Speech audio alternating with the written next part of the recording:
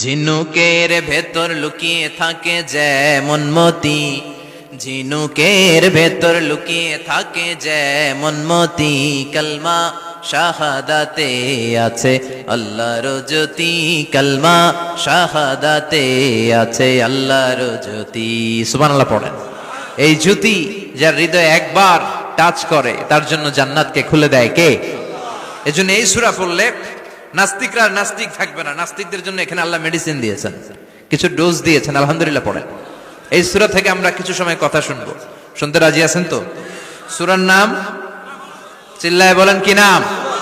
মুলক। মুলক মানে কি? মুলক মানে রাজত্ব, মুলক মানে ক্ষমতা, মুলক মানে পাওয়ার, মুলক মানে কিংডম, মুলক মানে সভরেইনটি। সুবহানাল্লাহ পড়েন।